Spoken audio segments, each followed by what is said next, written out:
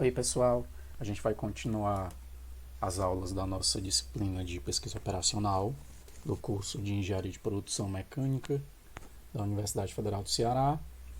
E o tema da aula de hoje é o famoso método simplex. Essa nossa aula está dividida em duas partes, já que o método simplex ele tem uma parte, tem uma teoria que a gente vai ter que cobrir, né, para poder entender o método. E aí nessa nossa parte um a gente vai ver boa parte dessa teoria e já vê o método simplex. E na parte 2 a gente vai ver uma forma mais direta de aplicar o método que a gente chama de método simplex em tabelas. Tá ok? O método simplex ele foi originalmente desenvolvido por George Dantzig, que é um dos pioneiros da pesquisa operacional, em 1947, quando o Danzig estava trabalhando para a Força Aérea Americana. Então ele estava trabalhando em projetos para a Força Aérea relacionados à alocação de pessoas, né, alocação de pessoal na Força Aérea Americana, e ele formulou alguns desses problemas por meio de programação linear, e até então não havia um método eficiente, digamos, né, para resolver problemas de programação linear. Então, o Dantzig criou o método simplex. Então, o método simplex é o primeiro método efetivo, né, a gente pode dizer, para a solução de modelos de programação linear. E o método simplex ele é implementado nos solvers comerciais e livres, mais comuns, né, mais conhecidos, como o Cplex, né, o GLPK, a biblioteca Coinoar, né, e outros. Né, o solver do Excel também implementa o método simplex. O Cplex, o solver Cplex, ele tem esse nome que justamente é o método simplex implementado na linguagem C. Os criadores do Cplex não foram muito criativos e, na minha opinião, né, e juntaram o nome simplex com o nome da linguagem C. E o método simplex ele é de tal importância que ele já foi considerado um dos 10 algoritmos mais importantes do século XX. Isso consta no artigo aí dessa revista CM News, né, no volume 33, número 4.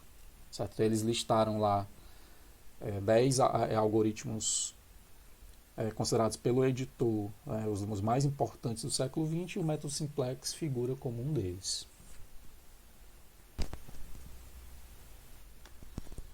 Então, olha só, pessoal. O método simplex ele é aplicado a modelos de programação linear em uma certa forma padrão. O que é isso? Como a gente já viu em algumas aulas, os modelos de programação linear podem tomar diversas formas. Então, a gente pode ter modelos com restrições de igualdade, de desigualdade, né, de maior igual, de menor igual, certo? Variáveis não negativas, variáveis irrestritas, tá? Mas o método simplex ele só resolve modelos de programação linear com restrições de igualdade. Então a gente tem que ter restrições de igualdade e variáveis não negativas. Então ele só resolve esse tipo de modelo de programação linear. Se o seu modelo ele já for um modelo com restrições de igualdade e variáveis não negativas, você já pode aplicar direto o método simplex. Caso não, certo? Você tem que primeiro transformar para a forma padrão. Tá? Professor, mas isso não é muito restritivo do método? Não, acontece que todo problema de programação linear a gente consegue transformar para essa forma padrão, certo? Então, de fato, o método simplex resolve qualquer modelo de programação linear. Primeiro tem essa etapa de transformar para a forma padrão, e então o método simplex ele é aplicado na forma padrão. E os solvers fazem isso para a gente automaticamente, então a gente não precisa se preocupar em fazer essa transformação. Eu vou apresentar aqui para uma questão didática, né, para vocês entenderem como é que é feita essa transformação, mas a prática a gente não precisa fazer de fato, porque os solvers eles fazem para a gente automaticamente essa conversão. Tá? Então, na forma padrão, né, as restrições de desigualdade elas são transformadas em igualdades. E isso é feito por meio de variáveis, da adição de variáveis que a gente chama de variáveis de folga. Tá? Então, qualquer modelo geral de programação linear ele pode ser transformado para a forma padrão. Okay? Então, a gente tem um modelo aqui geral, com desigualdades, certo? menor ou igual, pode ser maior ou igual, tá? E a forma padrão, ela vai ser a seguinte, a gente vai ter todas as restrições de igualdade, certo? Então, originalmente a gente tinha um modelo lá com n variáveis, né, variáveis de x1 até xn, certo? E aí cada desigualdade, para cada desigualdade eu vou adicionar uma variável de folga, e a gente vai ver qual é a lógica dessas variáveis, certo? Para transformar em igualdade.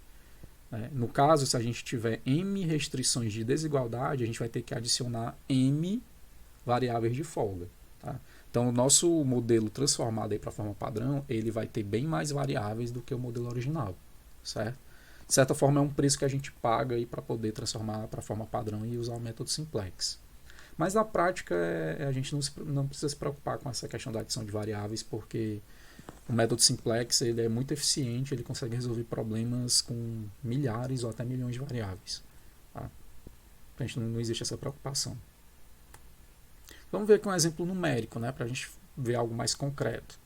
Então imagine esse exemplo aí com apenas duas variáveis, um modelo de programação linear, que a gente tem duas variáveis, x1 e x2, e nós temos três restrições de desigualdade, né, menor ou igual. Tá? O que é que eu vou fazer? Como elas são menor ou igual, eu vou ter que adicionar variáveis de folga para transformar as desigualdades em igualdades. Certo? Então, nesse caso, eu vou adicionar três variáveis de folga. Eu vou adicionar uma variável x3 para essa primeira restrição, uma variável x4 para essa segunda restrição e uma variável x5 para essa terceira restrição. Tá? Então, olha só. As variáveis de folga elas são definidas da seguinte maneira. Ó. Elas são a variável x3, que vai ser da primeira restrição, ela vai ser definida como a diferença entre o lado direito da restrição, que é a constante, né, o 180, e o lado esquerdo, que é a expressão aqui, função das variáveis, certo? Então, a gente vai definir a variável de folga x3 como sendo 180 menos 1,5x1 mais 3x2. Né? Então, a gente define ela dessa forma, como essa igualdade, e adiciona uma não negatividade, certo? Já que o método simplex, todas as variáveis têm que ser não negativas, certo? É a premissa do método. A gente, para a segunda restrição, a gente vai adicionar uma variável de folga x4, tá? Definida também como a diferença aqui entre o lado direito da restrição, que é a constante, e a expressão do lado esquerdo. E para a terceira restrição, a gente adiciona uma terceira variável de folga x5, que é a diferença novamente, entre a constante, né, do lado direito e o lado esquerdo da restrição. Tá? Quando a gente adicionar essas variáveis de folga ao modelo, né, nosso modelo original ele vai ficar nessa forma aqui, certo? A chamada forma padrão. Então vocês vão ver que a primeira restrição, que é 1,5x1 mais 3x2, né, ela era menor ou igual a 180. Certo? Agora, como a gente definiu essa variável x3 como sendo 180 menos 1,5x1 mais 3x2, né? Então se eu passar a quantidade negativa para o lado esquerdo, né, então ela vai ficar dessa forma. A gente voltar, olha, se eu pegar aqui esse menos 1,5x1 mais 3x2 e passar aqui para o lado esquerdo, a gente tem essa restrição de igualdade agora. Né? E a mesma coisa para as outras duas restrições, certo? Como a gente definiu a variável x4 como sendo 280 menos 3,5x1 mais 4x2, né? Logo a nossa restrição de igualdade ela fica dessa forma, né? E a variável de folga aqui é adicionada. E a terceira restrição de menor ou igual vai ficar dessa forma aqui. Tá? Professor, e se for um sinal, em vez de menor ou igual, for maior ou igual? Né? No caso do maior ou igual, o sinal da variável fica negativo. Certo? Porque aí no caso do maior ou igual, por exemplo, se aqui fosse maior ou igual a 180, eu faria a diferença, definiria a variável x3 como sendo a diferença do lado esquerdo em relação ao lado direito, certo? Ou seja, o excesso aqui do lado esquerdo em relação ao lado direito, certo? Então daí que vem o nome variáveis de folga, tá? Que é justamente a variável de folga, ela mede a folga na restrição, certo? Olha só, a nossa variável x3, ó, se ela for positiva, significa que o que ela está dizendo é que existe uma folga aqui nessa restrição. Ou seja, essa quantidade aqui, 1,5x1 mais 3x2, não é igual a 180, é menor do que 180, certo? No caso de x3 positiva. Se x3 for exatamente zero, 1,5x1 mais 3x2 igual a 180. E, portanto, não há folga na restrição. Tá bom? Então, por isso que as variáveis se chamam variáveis de folga. Beleza, pessoal. Então, olha só. Agora, né, nós tínhamos um modelo que tinha duas variáveis e três restrições. Né? Como a gente adicionou três variáveis de folga, agora a gente tem um modelo de programação linear com 5 variáveis e com 3 restrições. Certo? Se nós olharmos só para as restrições, vou voltar aqui para a gente ver. Ó, se nós olharmos só para as restrições, não olhar aqui para a função objetivo, né? Lembrando também uma coisa aqui que eu acabei esquecendo de dizer, que as variáveis de folga, elas não aparecem aqui na função objetivo, certo? O coeficiente delas aqui na função objetivo é 0, tá? Inicialmente aqui ela é 0, certo? Então, voltando, olha só, se a gente olhar só para as restrições, agora nós temos o quê? 3 equações, não é? Então, nós temos 3 equações e nós temos 5 variáveis. Aí vocês vão lembrar lá de álgebra linear, sistemas lineares. Aí vocês podem perguntar, professor, mas se eu tentar resolver esse sistema linear aqui, isso não vai me dar a solução ótima não no meu modelo de programação linear. Eu não posso tentar usar aqui um método de Gauss, né, para poder achar a solução ótima, né? A questão é que, em geral, não. Né? Por que em geral não? Porque esse sistema ele tem 5 variáveis e 3 restrições, certo? Então, lá da álgebra linear, a gente sabe que, em geral, né, claro, há casos particulares, mas em geral, um sistema linear que tenha mais variáveis, né, do que equações, ele tem infinitas soluções, certo? Portanto, a gente não consegue achar, né, resolver o sistema linear e ter uma solução única dele, certo? Na verdade, ele tem infinitas soluções e cada uma das soluções dele depende de como a gente estabelece valores para as variáveis livres dele, certo? O número de variáveis livres é o excesso de variáveis em relação ao número de equações, certo? Então, como nós temos 5 variáveis e nós temos 3 equações agora, né, 3 restrições de igualdade, portanto, nós temos 2 variáveis livres nesse sistema linear. Né? Logo, se eu escolher quaisquer 2 das 5 variáveis que nós temos e atribuir valores arbitrários para elas, nós vamos ter um sistema linear com 3 equações e 3 variáveis e a gente consegue resolver achar a solução. Certo? Obviamente, essa solução ela é função dos valores que eu atribuí para as variáveis livres. Certo? E assim, dependendo dos valores que eu atribuo para as variáveis livres, eu gero infinitas soluções. Tá bom? Então, olha só. No método simplex, a gente está interessado em um tipo particular de solução desse sistema linear, que agora tem infinitas soluções, né? Que nós chamamos de soluções básicas. Tá? Então, como nós sabemos que a gente pode escolher n menos m variáveis livres, né? Do nosso sistema linear, certo? Que é o excesso aqui de variáveis em relação à quantidade de equações, né, de restrições de igualdade. Então, o que é que vai ser uma solução básica de um sistema linear? Numa solução básica, a gente escolhe n menos m variáveis não básicas, que são as variáveis livres, certo? A gente vai chamar essas variáveis de variáveis não básicas, tá? É só uma mudança de nomenclatura aqui. E a gente vai atribuir a elas valor 0, certo? Então, a gente não vai atribuir valores positivos nem negativos, a gente vai atribuir exatamente 0, certo? Então a gente vai zerar variáveis livres ou chamadas variáveis não básicas, tá? E aí o sistema linear ele vai ficar em função aí de vão restar m variáveis que a gente vai chamar de variáveis básicas. A gente vai resolver o sistema linear, certo? E vai achar o valor dessas variáveis básicas, tá? A solução desse sistema linear vai nos dar uma solução básica do nosso sistema linear, certo? Se a gente escolher outras variáveis não básicas, atribuir valor 0 a elas, a gente gera outras soluções básicas, tá certo? Então, olha só, aqui um exemplos de soluções básicas, né? Digamos que eu escolho como variáveis livres, ou seja, as variáveis não básicas, as variáveis x1 e x2, tá? Então, eu escolho x1 como não básica, atribuo o valor 0, x2 não básica e atribuo o valor 0, certo? Então, pegando lá o nosso sisteminha linear, né, das nossas restrições, ó, Eu joguei 0 aqui em x1, 0 em x2, então cancelei isso aqui tudo. Aí ficou um sistema x3 igual a 180, x4 igual a 280 e x5 igual a 700, certo? Que são as variáveis básicas, ó, x3, x4, x5. Tá? Portanto, a gente gerou aqui uma solução básica desse sistema linear, que é a solução x1, 0, x2, 0, x3, 180, x4, 280, x5, 700. Certo? Essa é uma solução básica. Tá? Aqui a gente tem uma visualização gráfica dessa solução básica, que a gente acabou de gerar. Né? Então, olha só, aqui a gente tem as nossas 3 restrições, né, as nossas 3 retas. Tá? A gente já viu isso aqui na aula sobre solução gráfica. Né? Então, a gente tem aqui a região de soluções viáveis. Ó. E aí essa nossa solução básica, que a gente acabou de obter, ela corresponde exatamente à origem aqui. Tá? Ela corresponde aqui ao valor x1, 0, x2, 0, x3, 180, x4, 280 e x5, 700. Professor, mas agora a gente tem 5 variáveis. Como é que o senhor está plotando isso aqui num plano cartesiano, bidimensional, né?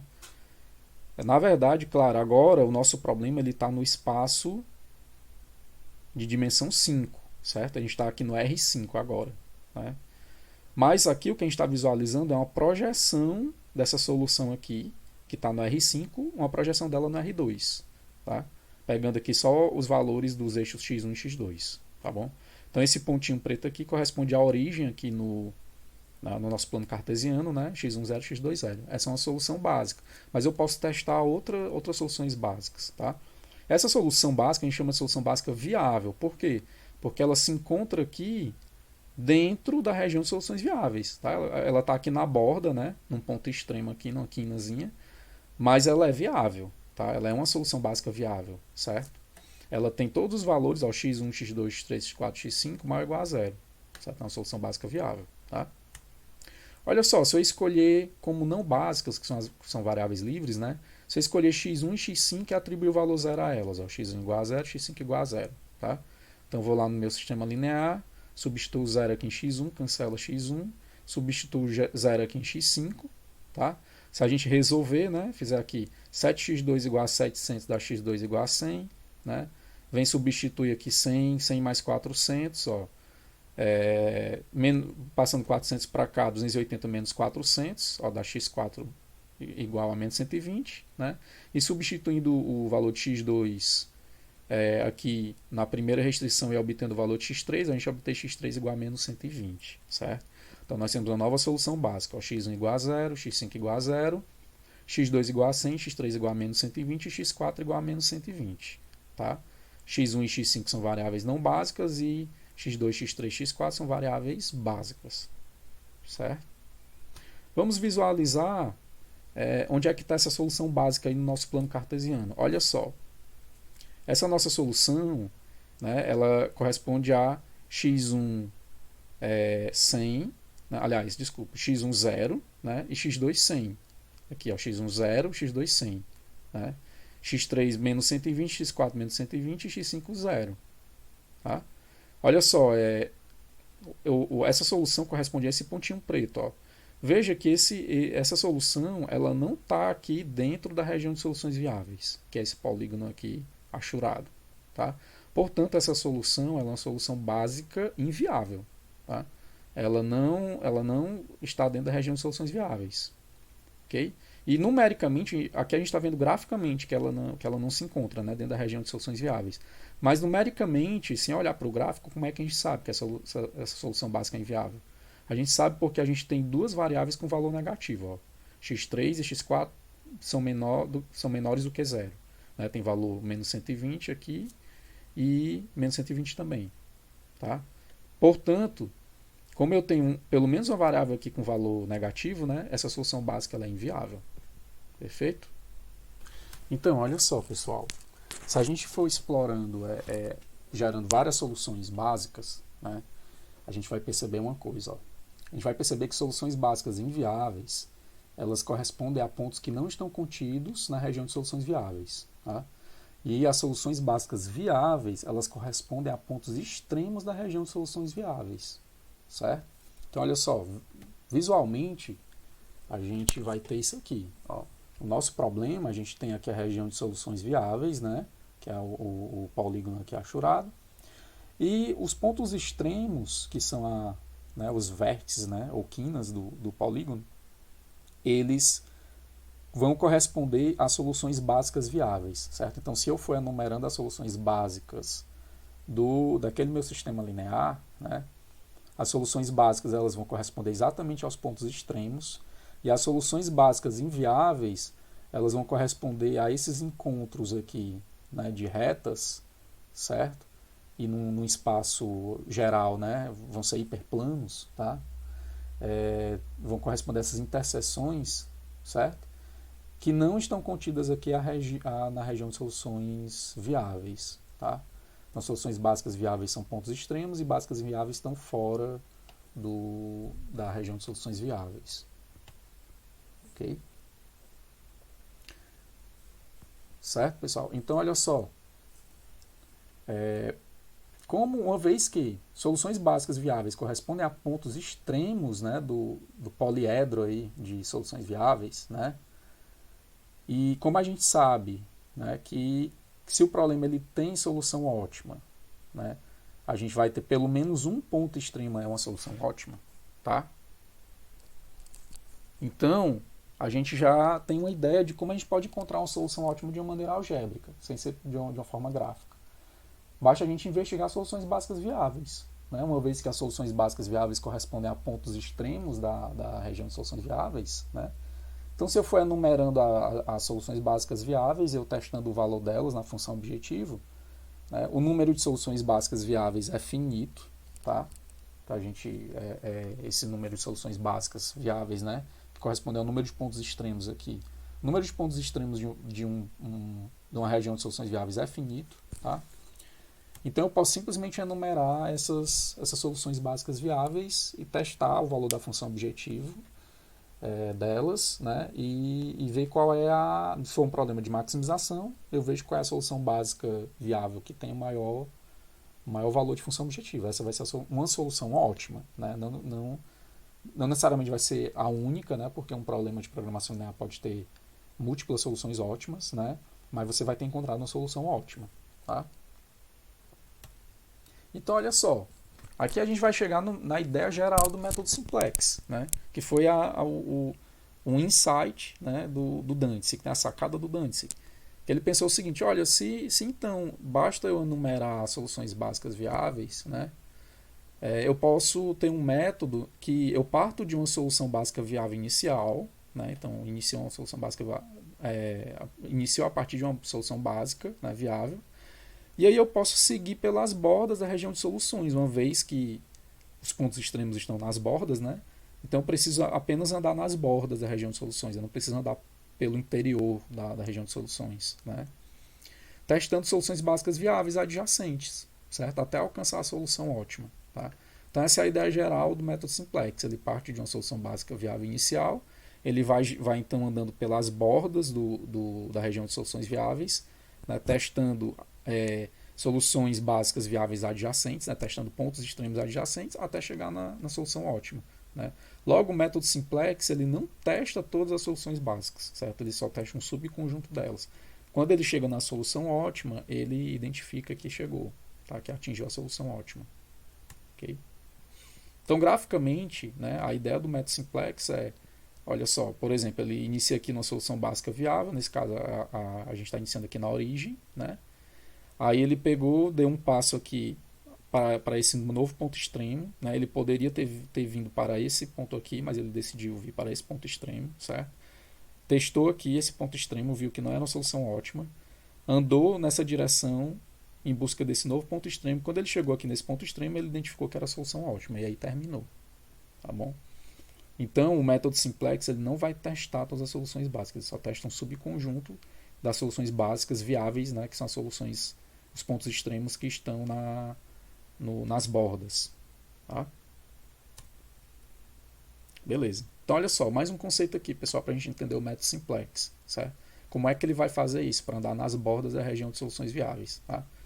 Ele usa um conceito de base. Certo? O que é a base? É o conjunto de variáveis básicas em uma solução básica atual. Certo? Nós vimos que a solução básica ela divide as variáveis em dois conjuntos. Né? um conjunto de soluções não básicas, que são as variáveis livres, que a gente atribui valor zero, e um conjunto de soluções básicas, que são as soluções que vão assumir valor positivo, pode ser zero, certo? Mas em geral vão assumir valor positivo, tá? Que elas são obtidas por meio da solução do sistema linear, tá? Então, eu posso, por exemplo, ter uma solução básica que x1 igual a zero, x2 zero, x3 180, x4 280 e x5 700, certo? Nesse caso aqui, eu escolhi como sendo variáveis não básicas x1 e x2, certo? E as variáveis x3, x4 e x5 são as básicas. Portanto, a base é formada pelas variáveis x3, x4 e x5. Tá? E as variáveis x1 e x2 são não básicas, ou seja, elas estão fora da base. Certo? Variáveis x3, x4 e x5 estão na base e x1 e x2 estão fora da base. Né? Então, qual vai ser a lógica do método simplex? A lógica geral do método é a seguinte: a gente começa, no passo inicial, a gente começa com a solução básica inicial, a gente testa se a solução é ótima, certo? A gente vai usar, para a gente poder testar se a solução é ótima, a gente vai olhar para os coeficientes que a gente chama de custos reduzidos, a gente vai já ver o que é isso, tá? E aí, se a solução for ótima, ele para, certo? Então, se a solução básica viável atual for ótima, para, né? Se não, ele vai gerar uma nova solução básica, certo? E ele vai fazer isso como? Ele vai tirar uma variável da base e vai pôr uma nova variável na base, certo? Então, por exemplo, se a variável x3 está na base, né, e ele decidir que x3 vai sair da base, ele vai olhar lá para as variáveis que estão fora da base, por exemplo, x1 e x2, e ele vai ver uma das duas para entrar na base, certo? Então, em cada passo do método simplex, ele fica alternando, fazendo essa operação de teste essa solução é ótima, se ela não for, ele gera uma nova solução básica, pegando uma variável que está na base, tirando ela, né, e pegando a variável que não está na base, que é uma variável não básica, e jogando para a base, certo? Então, essencialmente, ele itera esses dois passos aqui, o passo 1 e o passo 2, certo? Testa se a solução é ótima, gera uma nova solução. Testa se é ótima, gera uma nova solução, tá bom? Então, o método, ele, a não ser em alguns casos particulares, certo? Que não vale nem a pena falar aqui, né, mas ele para em um número finito de iterações, certo? Quando ele chega na solução ótima, ele para. Né? Beleza. Então agora vamos aplicar mesmo o método simplex. Né? Vamos ver como é que é a mecânica dele aí no sistema linear, certo? Então a gente vai fazer, a primeira coisa que a gente vai fazer, a gente tinha tem lá o nosso sistema linear, né, das restrições, com as variáveis de folga, né, igualdade aqui, certo? O que é que a gente vai fazer? A gente vai pegar lá a função objetivo, certo? Vou voltar lá para a função objetivo, tá, pessoal? Vamos dar uma voltinha aqui, lá para a forma padrão. Tá aqui a nossa função objetiva, z igual a 2x1 mais 3x2, certo? Então, olha só, isso aqui, z aqui é o valor da função objetivo, né? Então, veja só que isso aqui é uma equação também, né? A gente vai pegar essa equação aqui da função objetivo e juntar as equações das nossas restrições, certo? A gente vai formar um sistema linear expandido aí com a função objetivo, tá? Então, a gente pega lá a função objetivo, ó. E aí, o que é que eu fiz aqui, né? Como o 2x1 e o 3x2 estavam do lado de lá da igualdade, né? E as nossas restrições do lado direito aqui da igualdade tem só constantes, né? E do lado esquerdo tem variáveis. Eu peguei aqui as variáveis que estavam aqui no lado direito e trouxe para o lado esquerdo. E aí o sinal, como a gente trouxe para o lado esquerdo, né? O sinal mudou, né? Quem era positivo ficou negativo, né? Então, no caso, agora a gente tem z menos 2x1 menos 3x2 igual a zero, certo? E a gente simplesmente jogou a função objetiva aqui como uma nova equação aqui do nosso sistema linear, certo? A gente chama essa forma aqui de forma escada reduzida, porque tem essa escadazinha aqui dessas variáveis que inicialmente são as variáveis de folga, certo? A vantagem dessa forma escada reduzida aqui é que a solução básica a gente pode encontrá-la trivialmente, certo? Olha só, se eu escolher x1 como sendo variável não básica, né, atribuindo o valor zero, e escolher x2 como variável não básica, atribuindo o valor zero, a solução fica simplesmente z igual a zero, x3 igual a 180, x4 igual a 280 e x5 igual a 700, certo?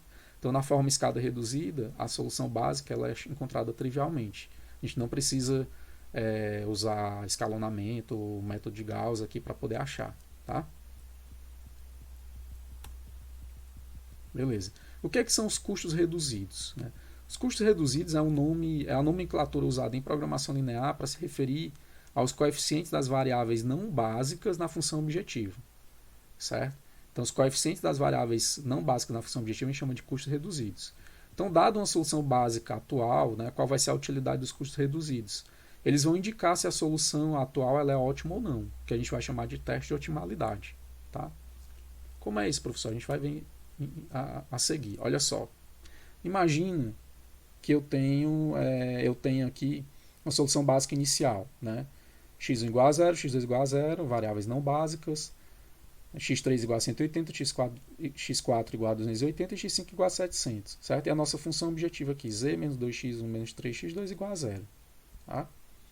Então, essa solução básica inicial é aqui a origem. Certo? O que é que acontece? Ó? A gente vai notar que a solução básica atual ela não é ótima. Certo? Pois é possível melhorar a função objetivo se a gente aumentar ou o valor de x1 ou o valor de x2. Certo? Se a gente substituir aqui na função objetiva, ó, x1, 0, x2, 0, o valor da função objetiva é z igual a 0. Certo? Como é que eu sei que se esse z igual a 0 ele é ótimo ou não é? Se esse é o valor máximo aí da função objetiva, né? Nesse problema a gente quer maximizar. Certo?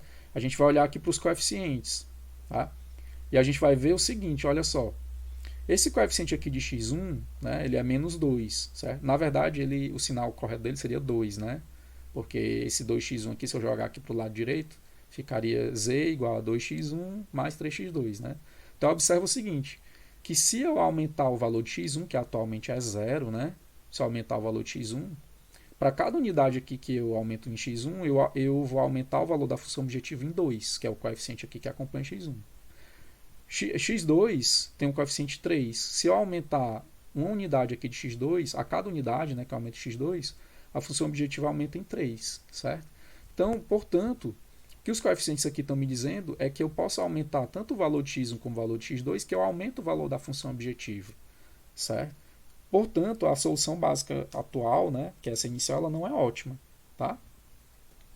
Porque os coeficientes aqui estão me dizendo que é possível aumentar o valor das variáveis não básicas e aumentar o valor de z. Né?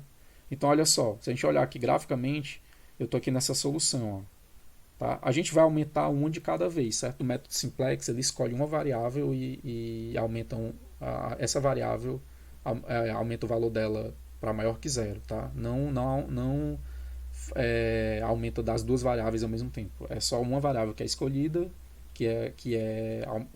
tem o seu valor aumentado, né, e se torna positivo. Tá? Então, olha só, digamos que eu escolhi aqui x1, né, para aumentar. Então, estou aqui na origem, certo? E resolvi escolher x1 mantendo x2 0. Tá?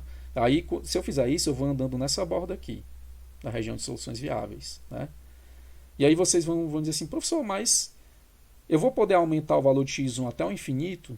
Né? Eu posso ir aumentando aqui o valor de x1, o valor da função objetiva vai aumentando. Né? Eu posso aumentar isso até o infinito?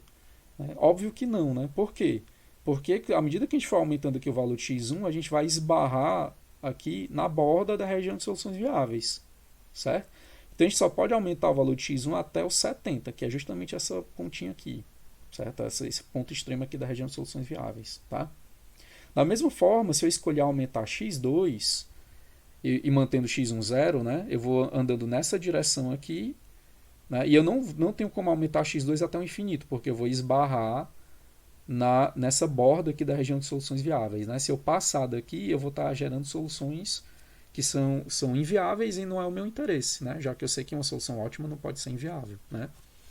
Então, se eu aumentar x2, eu vou esbarrar nessa borda aqui, né? E vou chegar nesse ponto extremo, certo? Então, o que é que a gente vai fazer? Né? Eu estou vendo que eu posso aumentar tanto x1 como aumentar x2. Eu vou escolher uma delas, certo? E vou para aumentar. Em geral, a regra que a gente escolhe, a variável que a gente escolhe, a gente usa uma regra que é chamada regra de Dantzig, que foi o criador do método, né? Que é escolher para aumentar aquela variável que tem o coeficiente aqui maior em termos absolutos, certo?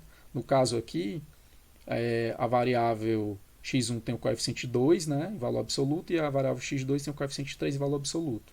Logo, eu vou escolher x2 para aumentar, certo?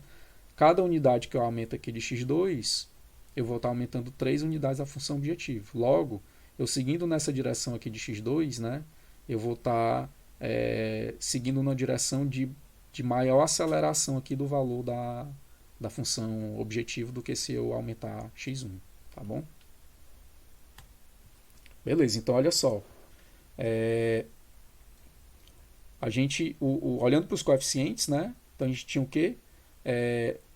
O coeficiente aqui de x1 menos 2 e o coeficiente de x2 menos 3. Então esses coeficientes são chamados custos reduzidos. Então o custo reduzido aqui da variável x1 é menos 2, o custo reduzido da variável x3 é menos 3, e aí a gente escolheu aumentar o valor da variável x2, né? Que ela é uma variável não básica, né? Tem valor zero e a gente vai aumentar o valor dela, certo? Como ela vai ficar com valor maior que zero, ela vai deixar de ser não básica, certo? E vai virar básica. Então a gente diz o quê? Que a variável x2 ela entra na base, certo? Então ela vai entrar na base, é a x2. E x1 vai permanecer em zero, né? Então ela vai permanecer, por enquanto, né, ela vai permanecer não básica, certo? Então, como é que a gente determina? Claro que aqui a gente está determinando a gente determinou a variável que entra na base, né? De acordo com escolheu a variável que aumenta, né, o valor da função objetivo e que tem o maior coeficiente, né, o maior custo reduzido em valor absoluto, certo? Beleza, só que o que é que acontece? Se uma variável entrou na base, né, se x2 entrou na base, eu tenho que ter uma variável que está na base agora que sai da base, certo? Porque eu não tenho como ir incluindo variáveis na base, né? E depois vai ficar todas as variáveis na base e nenhuma fora da base, né? Não. A base, o número de variáveis na base e fora da base se mantém constante, certo? No nosso caso, nosso problema, a gente tem duas variáveis que ficam sempre não básicas, né? Ou seja, fora da base, e nós temos três variáveis que ficam sempre básicas, né? Então, como eu adicionei agora x2 para a base agora ficou com 4 variáveis, então eu tenho que tirar uma variável da base, eu tenho que escolher uma que sai da base, certo? E aí como é que a gente vai fazer isso, né? À medida que a gente aumenta o valor da variável que a gente escolheu, não básica, né, que no caso foi x2, as variáveis básicas, né, as variáveis que estão na base agora, que é x3, x4, x5, elas vão mudar de valor, certo? E aí a variável que vai sair da base vai ser a primeira que chegar ao valor zero, certo? Então a primeira variável que chegar ao valor zero vai ser a nova variável não básica, tá? Então olha só, aqui graficamente, né? Eu estava aqui na solução básica inicial, escolhi aumentar x2, eu vou vir nessa direção e vou esbarrar aqui nessa borda e vou gerar essa nova solução básica, tá? Quando eu esbarrar aqui no ponto B, que é a minha nova solução básica, certo? A variável aqui que vai chegar a zero primeiro é a x3, certo? Então x3 vai ser a nova variável não básica, certo? É a nova variável com valor zero, certo? Então ela vai sair da base e vai virar nova variável não básica, tá? Graficamente é isso, mas como é que é algebricamente, né? Olha só, algebricamente a gente tem a seguinte situação, ó. Nós temos aqui o nosso sistema linear das restrições, né? Aqui as nossas três restrições. A variável x1 ela não está aparecendo aqui porque ela é variável, ela tem esse valor zero, então simplesmente não estou mostrando ela aqui, né? E aí nós temos x2, ó, que eu comecei a aumentar o valor, né, positivo. x3, x4, x5 são as variáveis básicas atuais, né, as variáveis que estão na base, tá? Então olha só, à medida que eu for aumentando aqui x2, ó, para eu manter essa igualdade, certo? O valor de x3 vai ter que diminuir, certo? Mesma coisa aqui na segunda equação, ó. Se eu for aumentando o valor de x2, o valor de x4 vai ter que diminuir para manter esse 280, tá? E aqui, se eu for aumentando x2, o valor de x5 também vai ter que diminuir. Então, o valor dessas três variáveis aqui vai diminuir, mas uma delas, elas são positivas, né? Uma delas vai chegar em zero primeiro, certo? Qual é a que vai chegar em zero primeiro? Então, olha só, eu tenho aqui, se eu escrever cada uma dessas equações, né, em função de x2, ó, então eu tenho x3 igual a 180 menos 3x2, x4 igual a 280 menos 4x2 e x5 igual a 700 menos 7x2, tá? Logo eu vou ter o seguinte, que como o x3, né, tem que ficar maior ou igual a zero, x4 maior ou igual a zero, x5 maior ou igual a zero, para eu manter a solução viável, né, ficar dentro da região de soluções viáveis e não ultrapassar a borda, né, logo eu tenho que ter x2 menor ou igual a 60 para satisfazer isso aqui, x2 menor ou igual a 70 e x2 menor ou igual a 100, certo? Nessa terceira aqui. Logo, se eu atribuir o valor x2 igual a 60, eu atendo essas três restrições, certo? Eu mantenho as três variáveis aqui maiores ou iguais a zero, né? E a variável, e qual vai ser a variável das três que vai ficar exatamente com o valor zero, né?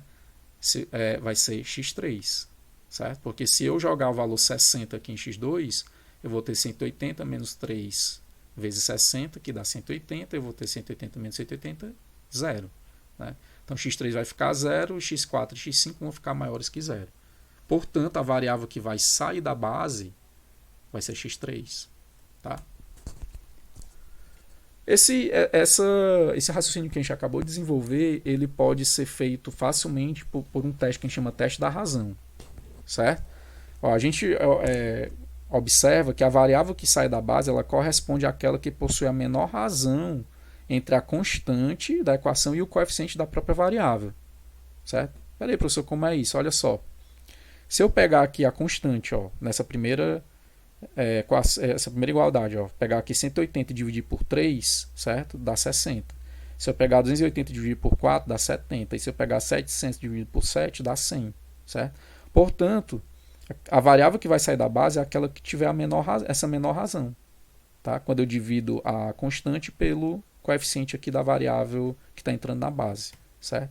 Então a gente pega e faz a razão para cada uma das três variáveis, ó, faz a razão constante dividido pelo coeficiente da variável que está entrando na base, né, que é x2, ó, dá 60.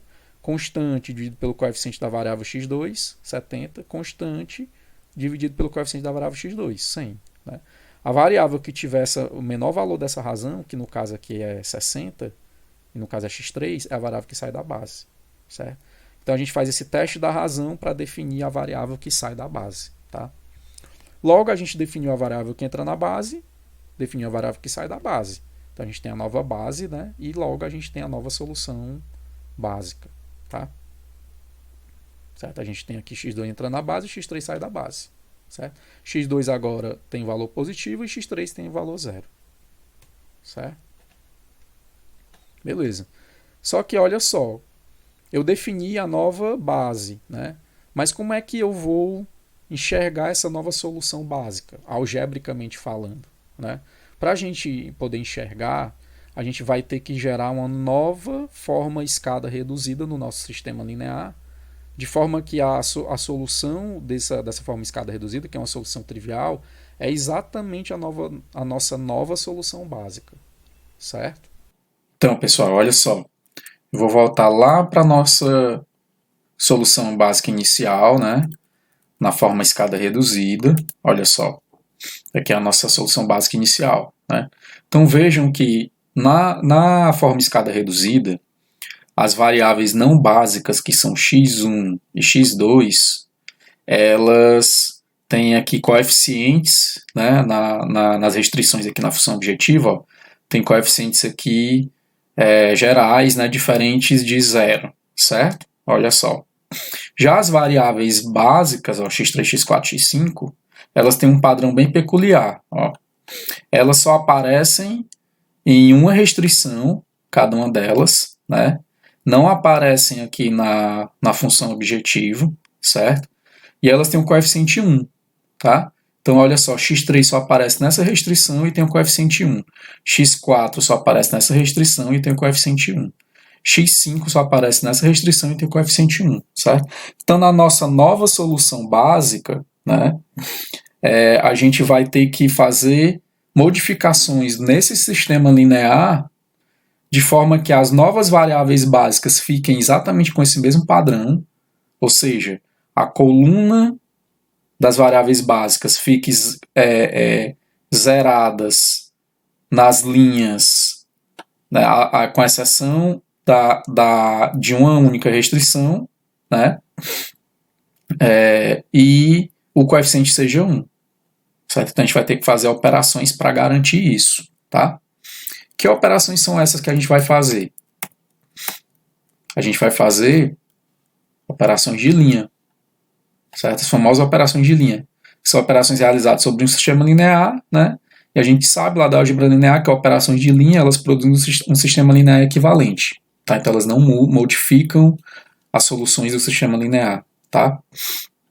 As operações de linha elas são 3 tipos, né? Multiplicação de uma linha por uma constante, soma ou subtração de 2 linhas e soma de uma linha com outra linha multiplicada por uma constante. Né? Essas operações de linha aqui elas são usadas no método de Gauss, quando a gente vai fazer escalonamento, né? A gente usa essas operações de linha. Tá? Então, olha só, na nova solução básica viável, a variável que entrou na base, né, que no nosso caso foi x2, ela tem que aparecer isolada na restrição da variável que saiu da base, certo? Ela tem que estar lá com o coeficiente 1, né? E os coeficientes da nova variável básica, que no caso é x2, em outras restrições, inclusive na função objetivo, devem ser 0, certo? Então a gente vai ter que fazer operações de linha para garantir que o coeficiente da variável básica nova seja 1 e o coeficiente dela nas outras linhas, né, inclusive na função objetivo, tem que ser 0. Tá? Então, essa operação de transformar o nosso sistema linear na forma escada reduzida de uma solução básica viável para outra solução básica viável, a gente chama de pivoteamento. Certo? Então, a gente vai aplicar operações de linha, né, de forma que a variável que entrou na base tem coeficiente 1 na restrição da variável que saiu da base, né, e os coeficientes da nova variável básica e outras restrições na função objetivo sejam 0. Essas operações aí de linha que a gente vai aplicar, essa transformação por meio de operações de linha a gente chama de pivoteamento. Então a gente vai fazer um pivoteamento na solução básica anterior para gerar a nova. Tá? Então olha só, a nossa solução básica atual, né, ela está nessa forma escada reduzida aqui, certo? E a gente vai fazer as operações de linha para atualizar para a nova solução básica, né? Então a gente tem, a primeira coisa que a gente vai fazer, né? A gente vai pegar a linha da variável que saiu da base, né, que é a variável x3, certo? E dividir pelo coeficiente da variável x2, certo? Então a gente vai pegar aqui a linha aqui da variável que sai da base, da base que é x3, né? A gente vai pegar toda essa linha aqui e dividir pelo coeficiente aqui da variável que entrou na base, que é x2, certo? Então, no caso o coeficiente é 3, então a gente vai dividir a linha toda por 3, ó. Então a gente vai ter 1,5 por 3, que dá 0,5, 3 por 3, que dá 1, né? 1 por 3, que dá 0,333, certo? E as outras aqui, os outros coeficientes são 0, né? E o 180 por 3 deu 60, certo? Então a primeira operação que a gente fez, ó, tá? Então vejam que a variável aqui que entrou na base, x2, ela agora já está com coeficiente 1, né? O que é que a gente tem que fazer ainda? A gente tem que pegar e transformar os outros coeficientes dela, esse 4 aqui a gente tem que transformar em 0 e esse 7 a gente tem que transformar em 0, né? E o coeficiente dela aqui na função objetivo também, que não está aparecendo aqui, também tem que ser 0, tá? Então olha só, o que é que a gente vai fazer para transformar o coeficiente de x2, né, na segunda restrição, voltando aqui rapidamente, ó, a gente tem essa segunda restrição, 3,5x1 mais 4x2, né, mais x4 igual a 280. A gente tem que transformar esse coeficiente aqui 4 em 0. Né? O que é que a gente vai fazer? A gente vai pegar essa linha aqui que a gente já transformou, multiplicar ela toda por menos 4 e somá-la com essa segunda linha. De forma que quando a gente somar o menos 4 aqui com 4, vai cancelar e dar 0, certo? Então, olha só, a gente pegou aquela primeira linha, né, multiplicou ela toda por menos 4, ó, somou com a linha 2, aí mais 4 menos 4 dá 0, né? E aí cancelou aqui o coeficiente da variável x2, certo? E aí ficou 3,5 menos 2, 1,5, né? 0 menos 1,332 menos 1,332, 1 mais 0, 1, né? 280 menos 240, 40, certo? Beleza. Olha só, então a gente conseguiu já zerar esse coeficiente 4 aqui. A gente precisa zerar o coeficiente 7, certo? O que é que a gente vai fazer? Pegar essa linha, multiplicar por menos 7, ela toda, somar com essa terceira linha, e aí vai cancelar o 7, certo? Então tá aqui, a primeira linha, a gente multiplicou ela toda por menos 7, somou com a terceira linha, cancela aqui o menos 7 com 7 deu 0, né? Menos 3,5 mais 10, 6,5, menos 2,331 mais 0, menos 2,331, 0 mais 1, 1. Menos 420 mais 700, 280. Tá? Beleza. E agora só falta a atualização na função objetiva. Então a gente tem que pegar esse coeficiente menos 3 aqui e transformar em 0. Certo? Então o que a gente vai fazer? Né? Eu estou chamando aqui a linha da função objetiva de linha 0. Certo? Então a gente vai pegar a linha 0, né, que é a linha da função objetivo, vai somar com a linha 1 transformada, né, que a gente já fez, multiplicada por 3, para poder cancelar esse menos 3. Então peguei lá a linha 1, multipliquei ela toda por 3, ó. Vou voltar aqui rapidinho, para a gente ver. Peguei essa linha 1 aqui, multipliquei ela por 3, certo? Então tá aqui ela multiplicada por 3, somei com a função objetiva. Aí o menos 3, o menos 3 vai cancelar aqui com o 3, certo? E aí o coeficiente aqui da variável x2 ficou zerado na função objetivo. Tá? Então, dessa forma, a gente gerou a nova forma escada reduzida, da nova solução básica. Veja só, a nova forma agora é z menos 0,5x1 mais x3 igual a 180, né? 0,5x1 mais x2 mais 0,333x3 igual a 60, 1,5x1 menos 1,332x3 mais x4 igual a 40, 6,5x1 menos 2,331x3 mais x5 igual a 280. Tá? Pontos a destacar. Ó. Quais são as variáveis não básicas nessa nova solução básica? x1 e x3. Certo? Quais são as variáveis básicas? x2, x4 e x5. Né? Lembrem que na solução anterior, as não básicas eram x1 e x2. Aí x3 entrou na base, né? Aliás, desculpa, pessoal. X1 e x2, variáveis não básicas. x2 entrou na base, veio para cá, tá aqui x2. E quem saiu da base, x3, e veio aqui e ficou não básica, né? Se tornou não básica, certo? E agora notem que a solução básica, ela aparece trivialmente nessa nova forma escada reduzida, ó. Eu pego simplesmente as variáveis x1 e x3, que são as variáveis não básicas nessa solução, atribuo o valor 0, vai cancelar tudo aqui, porque elas têm valor 0, né?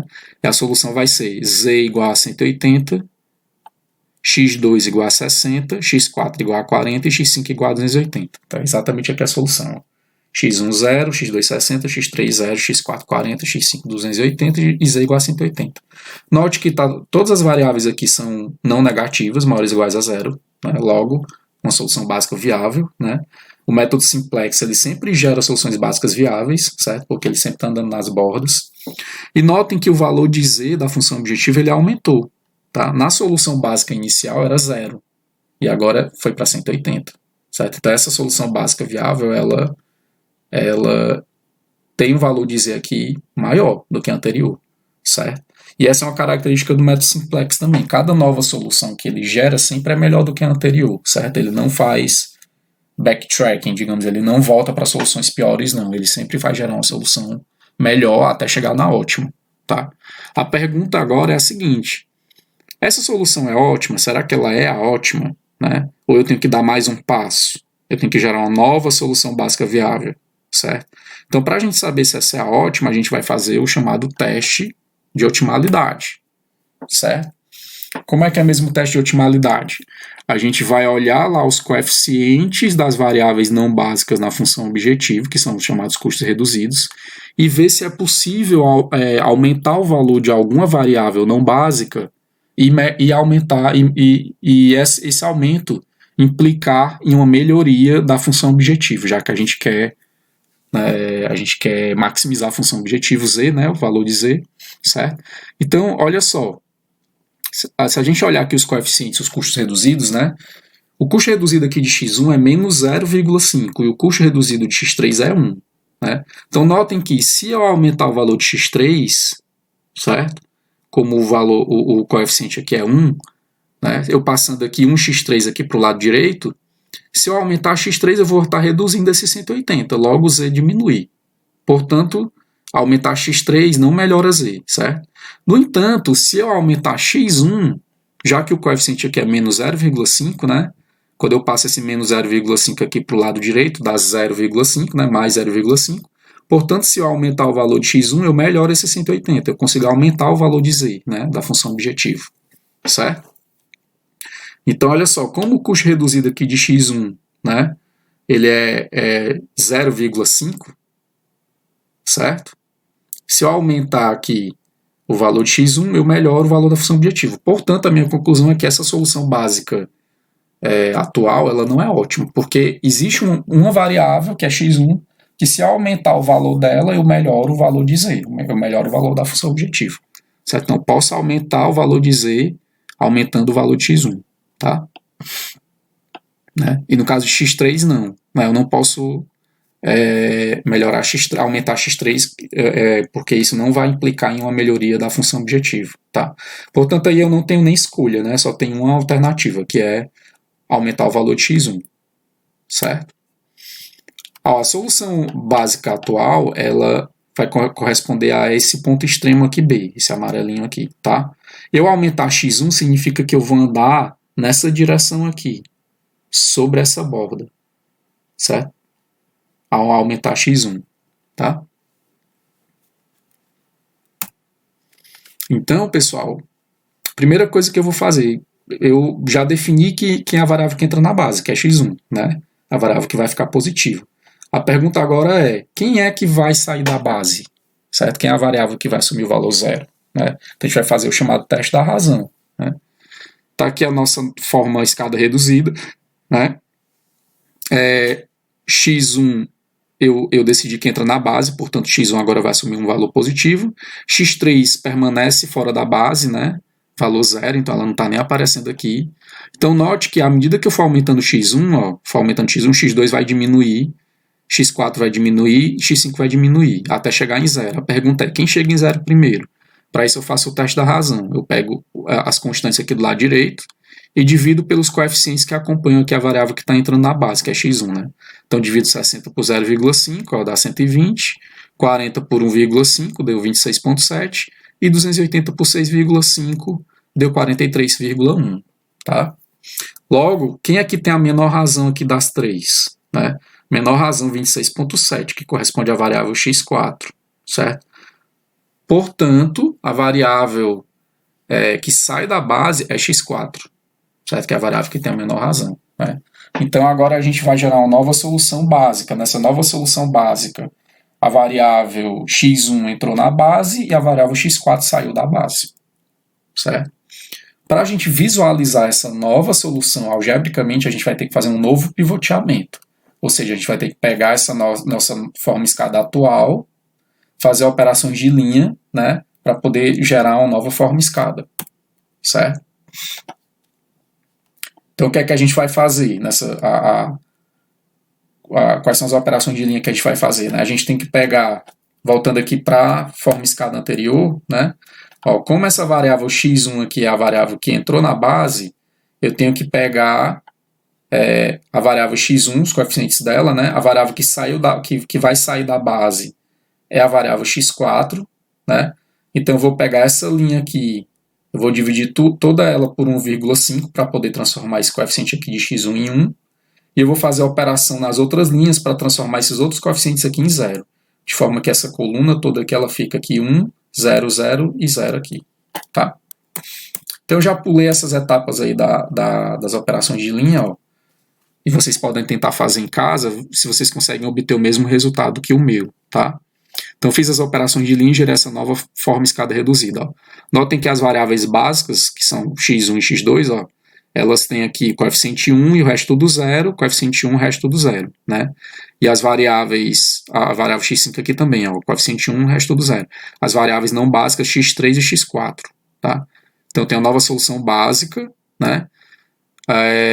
Como x3 é não básica e x4 é não básica, atribuo o valor zero aqui, cancela tudo, atribuo o valor zero aqui, cancela tudo, e nessa nova solução eu tenho z igual a 193,4, x1 igual a 26,7, x2 igual a 46,7 e x5 igual a 106,4. Então aqui é a solução, né?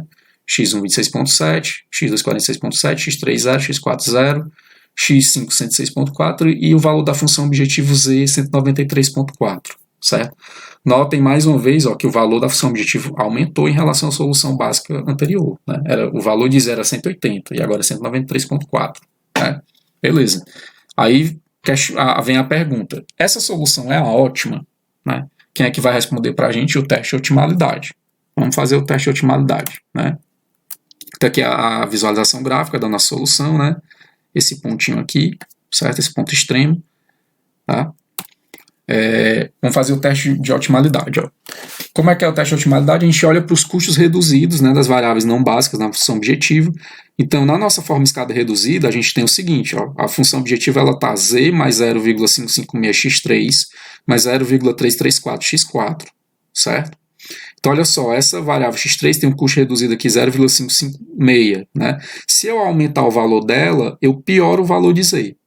Né? Quando a gente passa isso aqui para o lado direito, ó, esse valor aqui fica negativo. Isso significa que se eu aumentar x3, eu reduzo esse 193,4. E a mesma coisa aqui no x4. Ó. Se eu passar esse valor aqui para o lado direito, né, 0,334 x4 para o lado direito, fica negativo. Se eu aumentar x4, eu reduzo o valor de 193,4. Portanto, não tem nenhuma variável não básica que eu possa aumentar o valor e melhorar o valor de z. Certo? Conclusão, a solução atual é ótima, certo? Então, a solução básica atual é a solução ótima, tá bom?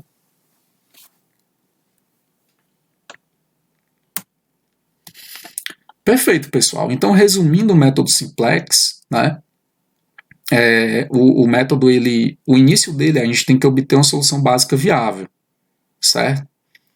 Professor, é fácil obter uma solução básica viável? Em alguns problemas sim, mas em outros não, tá? Então existem métodos, né, os dois métodos mais usados para obter uma solução básica viável, a gente chama de método M grande e o método das duas fases, tá? Vocês podem consultar o livro, tem a descrição dos dois métodos, mas como eu falei, a gente acaba, na prática, assim, a gente não se preocupa tanto com isso, porque os solvers já implementam tudo isso, certo? Então é importante a gente entender a lógica do método simplex, porque em geral a gente não vai implementar do zero o método simplex, já que existem solvers já profissionais, que já com muitos anos aí de desenvolvimento, que não compensa para a gente, não vale a pena a gente tentar implementar do zero. Então é mais para a gente entender a lógica do método, tá?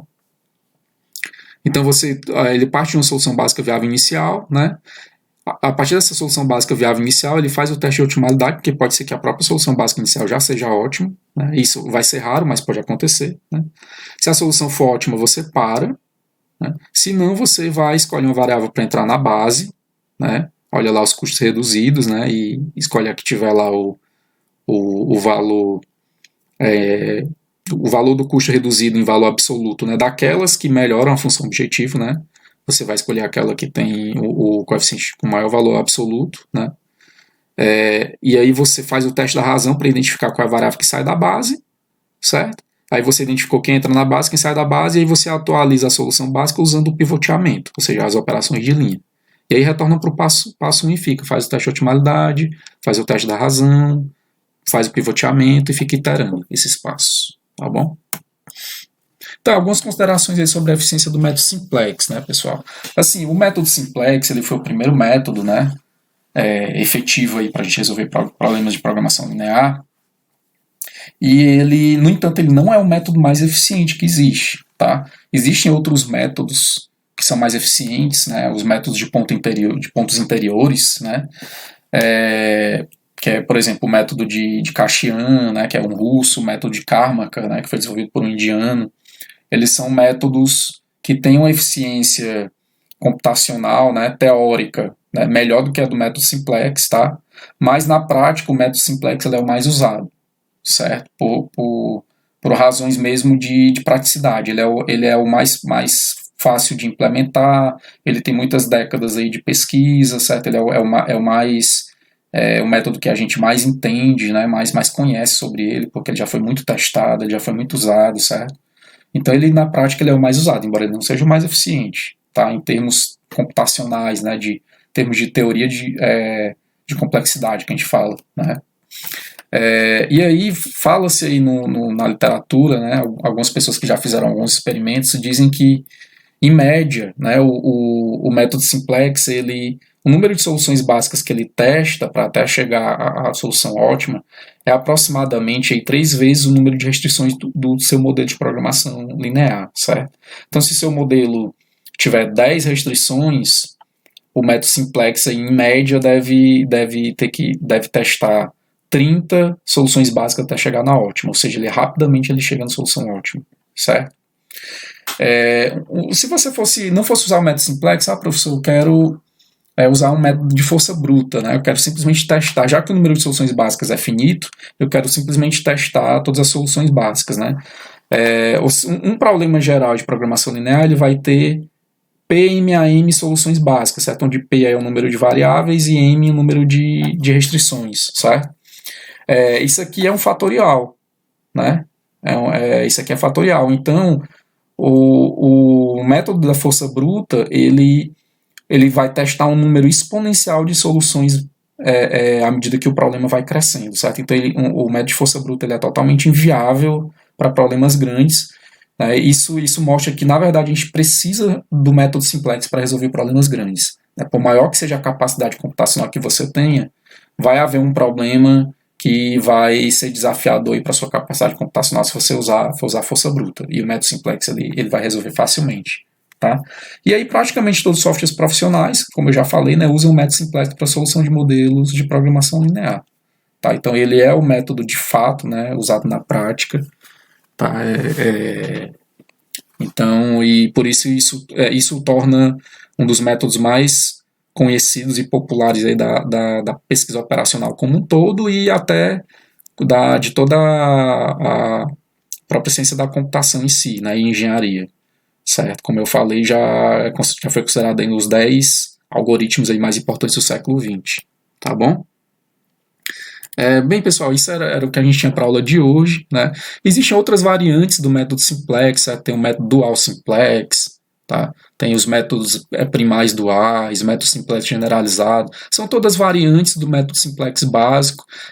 Quem tiver interesse de conhecer esses outros métodos, eu posso indicar material bibliográfico, certo? Mas na prática, assim, quando a gente vai resolver problemas de programação linear, essa questão se você está usando um método simplex primal, ou um método simplex dual, ou uma variante do método simplex, uma outra variante, isso o próprio solver vai escolher para você, certo? Ele pode ter vários métodos simplex diferentes lá implementados e ele vai escolher o mais adequado para o seu problema, tá bom? Então, na prática, a gente acaba essa questão de se a gente está usando uma variante ou outra variante do método simplex não é tão importante. A importância é mais em nível de pesquisa, né? O pessoal que está fazendo pesquisa em relação ao método simplex, tá bom? Então era isso que a gente tinha para a aula de hoje, pessoal. Como eu falei, são 2 partes, né? Essa parte 1 foi mais teórica, né? E na parte 2 a gente vai ver a implementação do método simplex, que a gente chama de método simplex em tabelas, que é uma forma bem sintética e mais operacionalmente mais fácil de trabalhar com método simplex, que é muitas vezes como vem na maioria dos livros, né? Como o método simplex é apresentado na maioria dos livros de programação linear. Tá bom, pessoal? Até mais, obrigado por assistir a aula